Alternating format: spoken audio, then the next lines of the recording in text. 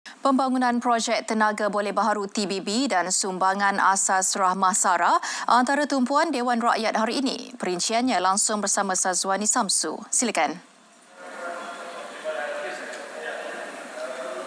Ya, Farhatul, projek kendalian syarikat Emiriah Arab Bersatu UAE Masdar perlu mematuhi dasar pembangunan projek Tenaga Boleh Baharu TBB sebelum diluluskan untuk dilaksanakan.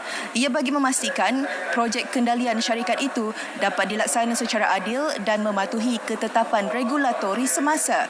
Jelas Timbalan Perdana Menteri Datuk Seri Fadilah Yusof, pelaksanaan projek juga perlu mengambil kira impak terhadap kawasan sekitar.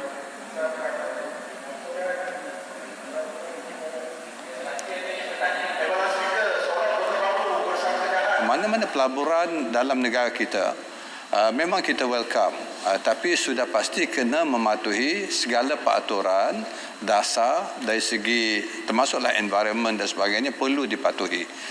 Sebab untuk solar memang menggunakan tanah yang besar. Maknanya keseluruhan rantaian dari segi pelaburan luar maupun dalam negeri bila melibatkan TBB ini solar, ianya akan mengambil kira keseluruhan aspek. Satu, dari segi aspek investment, commercial, technical dan juga dari segi social perspektif. Semua akan ambil kira.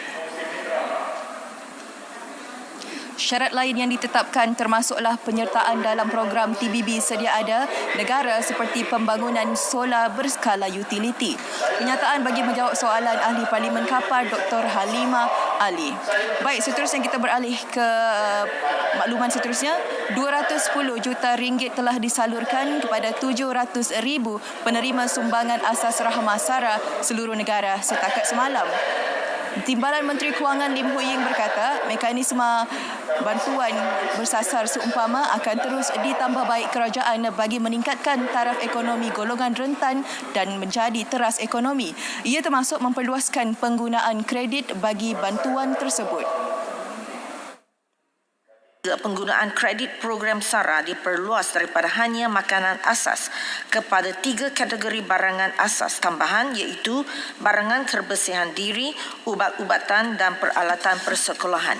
Dengan penambahbaikan tersebut, program SARA tahun 2024 akan memanfaatkan lebih 700,000 penerima dengan peruntukan 700 juta ringgit berbanding tahun 2023 iaitu hanya 210,000 penerima dengan perbelanjaan 130 juta ringgit.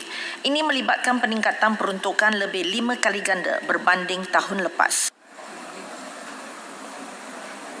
Sehingga kini lebih 500 lokasi pasaraya dan kedai runcit menjadi rakan runcit bagi program tersebut. Beliau menggalakkan lebih banyak pasaraya dan kedai runcit untuk menyertai program SARA bagi memberi impak berganda terhadap ekonomi. Beliau berkata demikian ketika menjawab soalan dikemukakan Ahli Parlimen Jelly Zahari Kecit.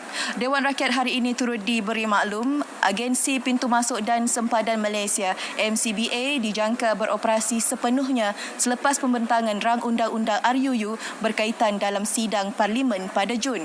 Sehingga kini sebanyak 104 waran perjawatan baharu bagi pelaksanaan MCBA di peringkat ibu pejabat dan 9 pintu masuk sempadan negara telah diluluskan. Sesi libat urus bersama agensi dan jabatan terlibat juga sedang dipergiat bagi memperkukuh koordinasi pelaksanaan.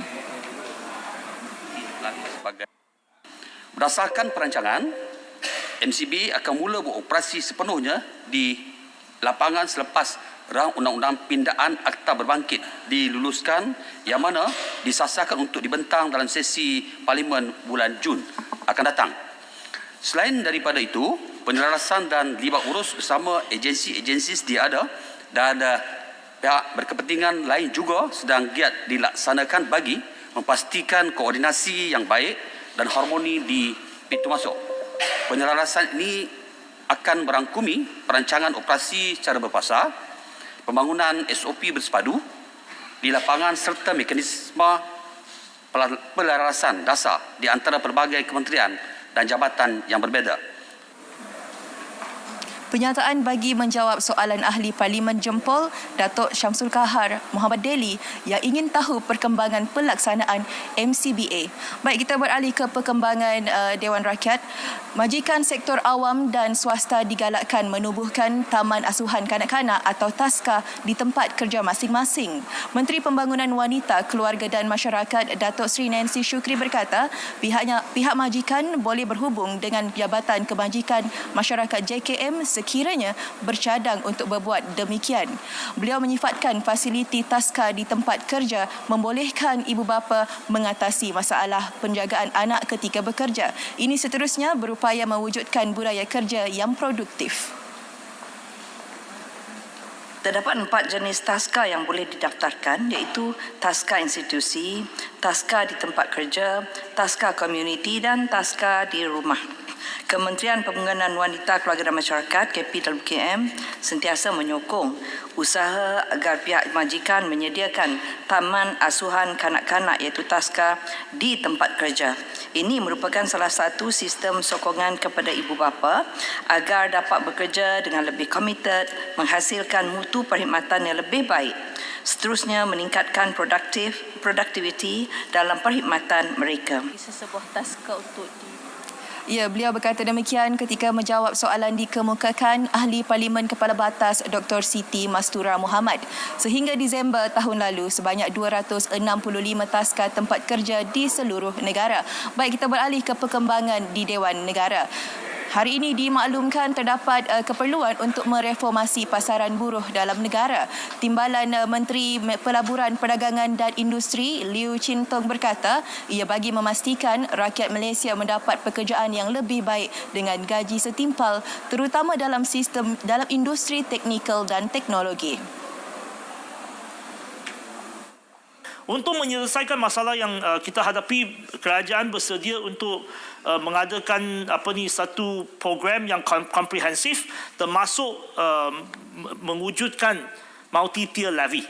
Apa yang telah diumumkan oleh Yang Amat Berhormat Perdana Menteri dalam Belanjawan 2024 ialah untuk supaya mewujudkan multi-tier levy, mengurangkan pekerja asing tanpa berkemahiran dan memupuk ataupun memberi dorongan kepada industri-industri untuk automate, untuk menggunakan lebih banyak digitalisasi dan supaya kita boleh mewujudkan pekerjaan-pekerjaan yang membayar gaji yang lebih tinggi dan pekerjaan yang lebih berkemahiran. Beliau menjawab soalan Senator Datuk Mustafa Musa. Baik, demikian perkembangan dari bangunan Parlimen. Untuk perkembangan berita tengah hari selanjutnya, kembali bersama Fahatul di Angkasa Puri. Baik, terima kasih Sazwani.